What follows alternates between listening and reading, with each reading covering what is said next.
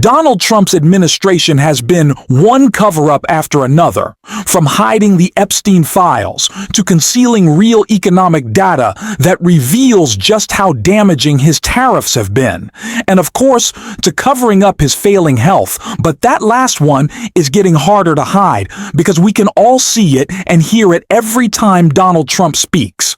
And it's not just the public noticing.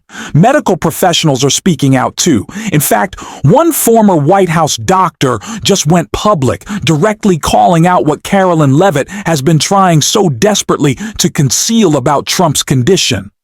We're going to break it all down. But first, if you're enjoying the show, don't forget to leave a like and subscribe to support the work we're doing here. It really helps. Now, before we dive into this very obvious cover-up of Donald Trump's declining health, exposed by a former White House physician, I want to start with someone who's never been afraid to call it like it is and even mock Trump's absurdity, Governor Gavin Newsom, who perfectly captures why ridicule is sometimes necessary. You have been one of the most outspoken Democratic voices against President Trump, and part of your tactic is to imitate some of what we see online from President Trump. So you mimic his all-cap posts, you send out similar memes. Do you run the risk of normalizing that behavior? Quite the contrary. The whole expression was to not allow it to be normalized. It was becoming normalized. All this, the normalization of deviancy across the spectrum of issues, but his communication, he's dressing up as the Pope, as Superman. He's putting his face on Mount Rushmore. He's saying, thank you. It's madness. And so I put a mirror up to that madness. Of course, we should be calling out and mocking Donald Trump. That's not going low. It's simply being honest about reality. Let's not forget, Republicans had endless outrage over Joe Biden's age, taking every possible clip out of context to make him look unfit. But now that Donald Trump, the oldest man ever sworn in, is constantly mixing up fake wars, slurring his words, and showing clear signs of decline, suddenly it's silence from their side. They keep pretending he's this strong, tough leader when it's obvious he's anything but. Even Fox News has been quietly cutting away from his speeches early, and Gavin Newsom is absolutely right to point out the truth. Donald Trump is weak. You don't do that from a position of strength. Donald Trump is nothing if not this: weakness masquerading as strength. As a consequence of that call and a recognition that he will lose the 2026 midterm election, he didn't expect you to show up. He didn't expect any of this to happen. He thought maybe we'd have a candlelight vigil, maybe we would hold hands, maybe we could all come together and, do an op-ed in the LA Times and, just say woulda, coulda, shoulda done something. They never expected this. They never expected all of you. They never expected this show of unity and support and recognition. And look, weakness masquerading as strength. That is Donald Trump. He wants you to think that he is the big, strong, tough guy. That is not the case. Donald Trump is fundamentally weak, fundamentally insecure, fundamentally out of touch. Not just with regular Americans, but with reality. Donald Trump's brain does not work anymore. It is pudding. And it is very obvious. Of course, the White House doesn't want you to know that because they have to prop up the ego of the wannabe dictator, Donald Trump. But someone who's not allowing that to happen is a former White House doctor who shared what they thought about the clean bill of health that Donald Trump was given. He said, "Not too fast." Ex-White House doctor calls out red flag in Trump health saga. A top doctor to 3 U.S. presidents is calling BS on the MAGA administration's claims that 79-year-old Donald Trump is still in the prime of his life. Jeffrey Coleman, who served as White House physician under Clinton, Bush, and Obama, sat down with the Hill Sunday to discuss the MAGA leader recent trips to Walter Reed Military Medical Center. Last month, Trump visited the clinic for what his administration bizarrely billed as his second annual physical exam so far this year. Beyond a physician's note describing the president's excellent overall health, his aides remained tight-lipped on the reason for his trip until Trump himself blurted to reporters he'd undergone an MRI scan, the results of which he described as perfect. Coleman questioned that assessment, arguing that because any other test beyond an MR I could have been performed in just 15 minutes back at the White House. The official timeline of Trump's military visit to the military clinic simply doesn't add up. It's about an 8-minute helicopter ride from the South Lawn to Walter Reed. So we know that he at least had 4 hours available to undergo medical care.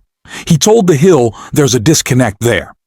Trump's visit to Walter Reed has further fueled already rampant speculation about the aging president's physical and mental health. Political commentators, medical professionals, and the general public have frequently pointed to his slurred speech, erratic public appearances, and occasional unsteady gait as possible signs of a body and mind in crisis. So far, White House doctors have chalked the president's swollen cankles up to chronic venous insufficiency, an ailment common in men of his age where the veins have trouble returning blood to the heart.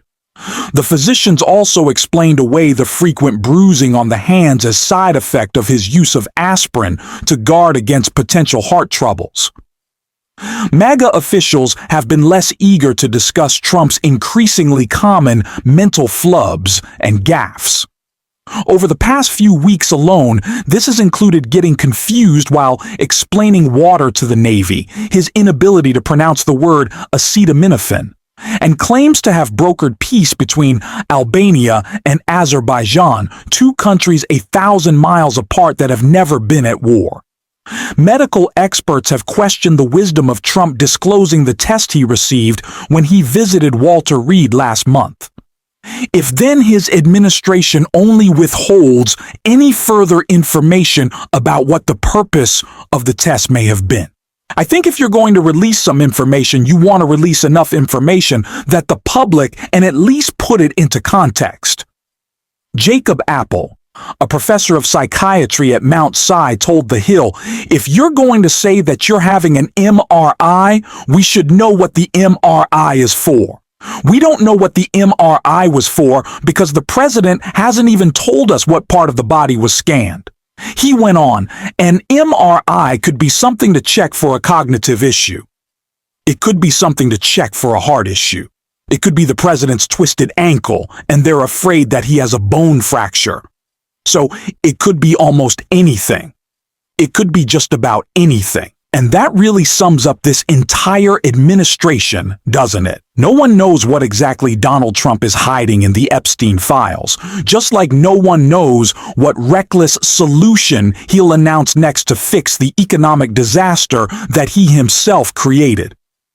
The truth is, we've already lost over 1 million jobs, and Trump hasn't even finished his first year back in office.